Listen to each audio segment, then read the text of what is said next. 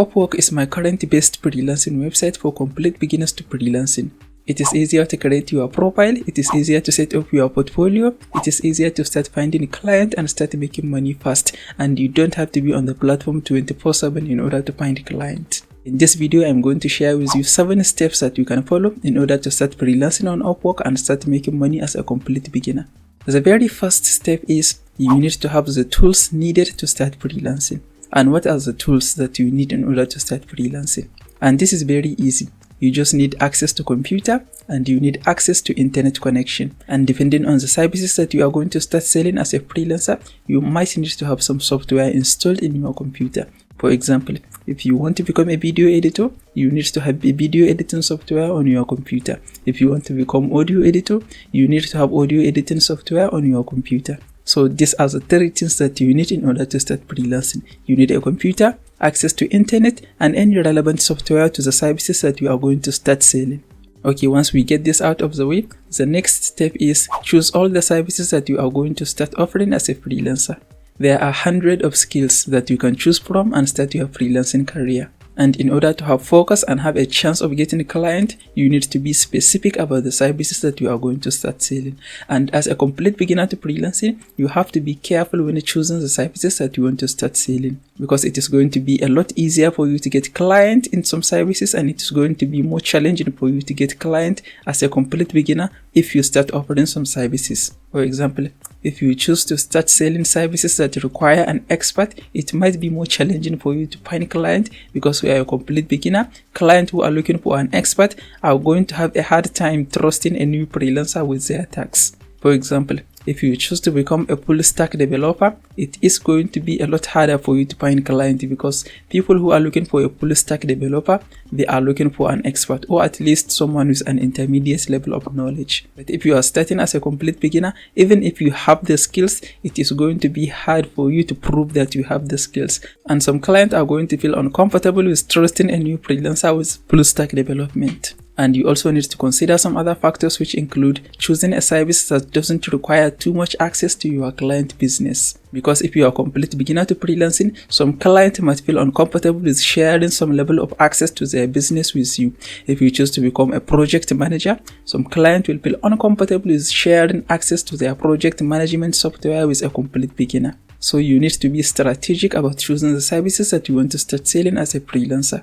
I recently did a video where I share 5 best skills that are suitable for new freelancers. I'm going to put a link to that video in the description of this video, so you can watch that video and be specific about the services that you are going to start offering as a freelancer. Okay, when you choose the services that you are going to start selling, the next step is learn at least a decent level of skill in those services. If you choose to start selling 1 service, 2 services, 3 services, 5 services, whatever services you choose to start selling as a freelancer, if you already have at least a decent level of skill in those services, that is great. If you don't have at least a decent level of skill, put in the time needed to learn and develop at least a decent level of skills in those services. Because as a freelancer, you are selling your skills and your time. So you need to make sure you have at least a decent level of skill in whatever services you are selling, because that is going to allow you to deliver a good job. And delivering a good job is key in becoming a successful freelancer. And the good news is, nowadays you can learn anything on YouTube. So if you don't have the right skills, just go to YouTube, find tutorials, watch tutorials, practice, and develop a good level of skill in whatever service you want to start selling. I also recently did a video where I share the steps that you need to follow in order to learn whatever skill that you want to learn. I am going to put a link to that video in the description of this video, so you can watch that video and learn the easy way to learn whatever skill that you want to learn. Okay, when you have at least a decent level of skill, the next step is create your account on Upwork.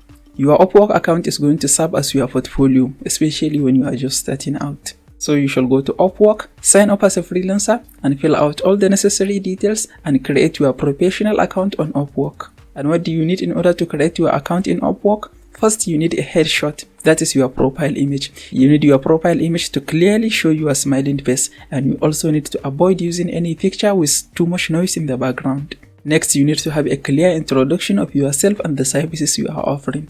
You also have the opportunity to add any work sample in your profile. And you can also add your education and your employment history all on your profile. That is why if you set up your profile right, if you complete your profile 100%, it is going to serve as your portfolio. Even if you find a client somewhere else, not on Upwork, if they ask for your portfolio, you can just give them a link to your Upwork profile, and that is going to serve as your portfolio. If you haven't created your Upwork profile yet, I have a tutorial where I walk you through how you can set up your freelancer profile on Upwork.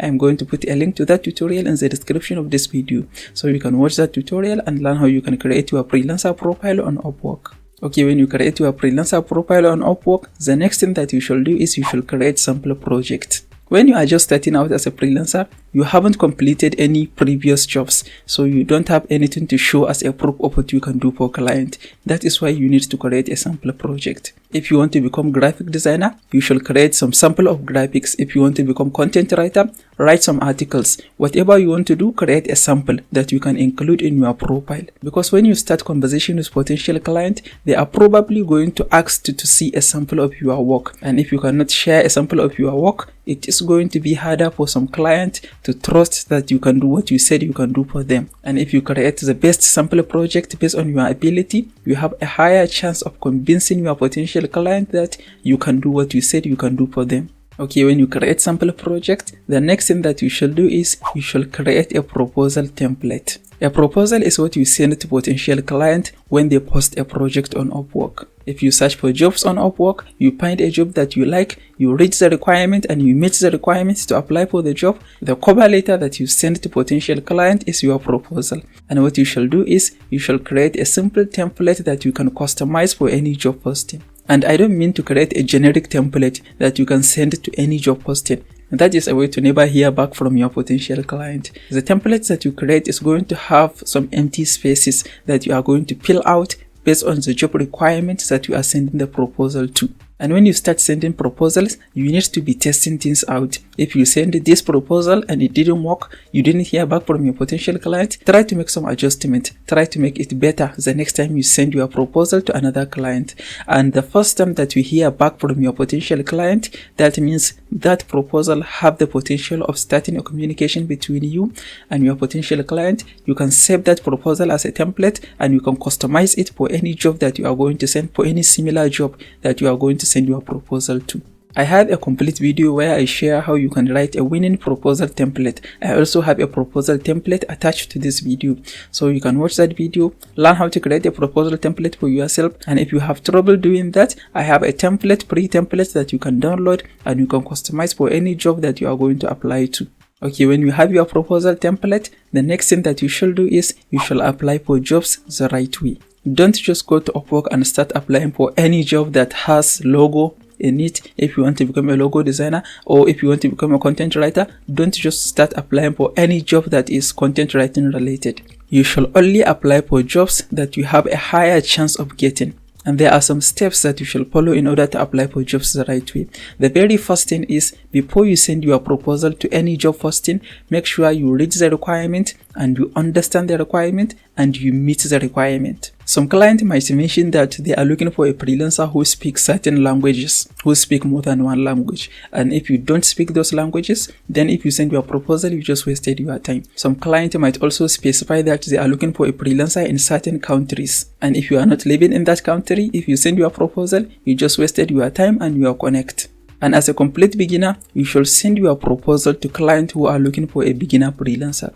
Because when a client posts a job on Upwork, they can choose whether they are looking for an expert freelancer or if they are looking for an intermediate freelancer or if they are looking for a beginner freelancer. So as a complete beginner, if you send your proposal to clients who are looking for a beginner freelancer, you have a higher chance of getting the job compared to if you send your proposal to clients who are looking for an expert freelancer. There are other steps involved in applying for jobs the right way on Upwork, and I have a complete video where I share a complete guide on how you can apply for jobs the right way on Upwork. I am going to put a link to that tutorial in the description of this video, so you can watch that tutorial and learn how you can apply for jobs the right way on Upwork. So these are the 7 steps that you can follow in order to start freelancing on Upwork as a complete beginner and start making money fast. If you enjoyed this video, please give it a like. Also, don't forget to subscribe to this channel and I will see you in the next video.